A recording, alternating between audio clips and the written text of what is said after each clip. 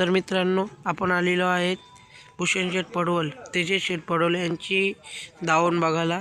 त्यांची छोटीशी मुलाखत घेऊ. तर आपण बघू शकता, हा बघा त्यांचा विठ्ठल एवढा छान. एक नवीन ब्लॉग बनवतो, ती आहे मुलाखत भूषण शेठ पडवल यांची. नमस्कार. तर हा बैल कुठला?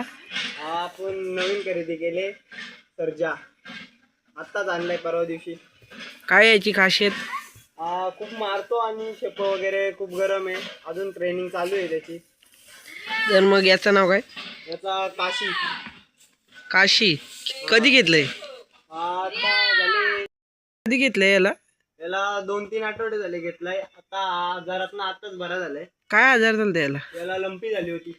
तरी बघा कसं डरबीर घेतो. ऍक्टिव्ह आहे तो जरा. ऍक्टिव्ह आहे. खूप लंपी मध्ये गेलता काय? लंपीत खूप त्रास झालता त्याला. तर मग पण नव्हता. याची प्राइस किती येते? आपण घेतला 50,000 ला. 50,000. मस्त पाडला ना हा सर्जा. आत्ताच आणलाय, भावाने आणलाय, मोठ्या भावाने. हा, तर माहित नाही काय प्राइस? किंमत नाही माहित त्याची, आत्ताच आणलाय त्याला. हा, तर बघू याची काय, इकडून तिकडून बघू कसा आहे. मारायला बघता येतो. फिटनेस बघा मस्त आहे.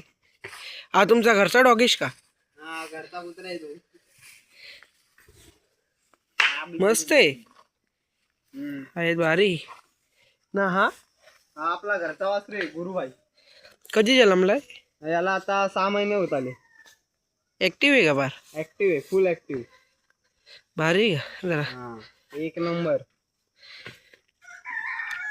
काय ओरिजिनल बनेल तो पब्लिकला.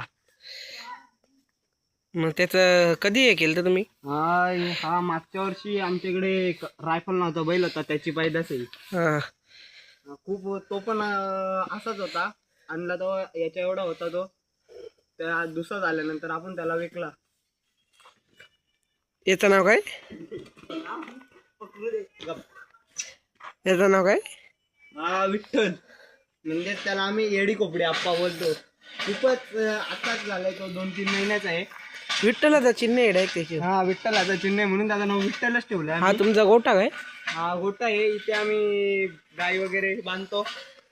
बैलांसाठी एक स्पेशल आहे तिकडे. हा कोण? हा 1.5 शिंगी सत्या. मग ती कालवड आहे. बघा त्या विठ्ठल वेडी कोपड्या अप्पाची उड्या बघा कशा उड्या मारतो.